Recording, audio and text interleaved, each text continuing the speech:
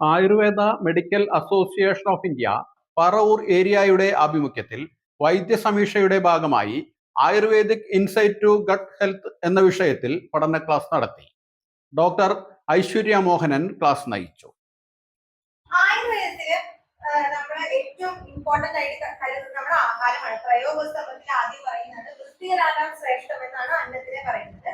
ആ ആഹാരത്തിനെ നമ്മൾ പഥ്യമായിട്ടും ഔഷധമായിട്ടും ഒക്കെ നമ്മുടെ ആയുർവേദത്തില് റെഫറൻസസ് വരുന്നുണ്ട്. ആ ഡീറ്റെയിൽസ് ഓഫ് ആഹാരം നമുക്ക് അഷ്ടാഹാര വിധി ഇതാണ്. ആഹാര വിധി വിശേഷായതനം, പഥ്യാഹാരങ്ങൾ, ഓരോ അസുഖങ്ങൾക്കും പഥ്യം അപഥ്യം പറയുന്നുണ്ട്.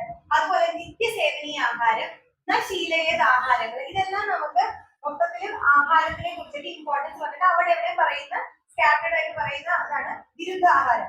ഇതെല്ലാം നമുക്ക് ഗട്ട് റിലേറ്റഡ് ആയിട്ട് പണ്ട് അങ്ങനെ ഒരു കൺസെപ്റ്റ് ഇല്ലെങ്കിലും ഇതിലെല്ലാം ഗട്ട് ഹെൽത്തിന്റെ ഇമ്പോർട്ടൻസിനെ കുറിച്ചിട്ടാണ് ആചാര്യന്മാർ നമുക്ക് എക്സ്പ്ലെയിൻ ചെയ്തിട്ടുള്ളത്. ആയുർവേദ ഡോക്ടർമാർക്ക് വേണ്ടി ഡോക്ടർ CO ജനാർദ്ദനൻ സ്മാരക ഹാളിൽ നടത്തിയ ചടങ്ങിൽ ഡോക്ടർ PP ശിവൻ ആമുഖ പ്രഭാഷണം നടത്തി.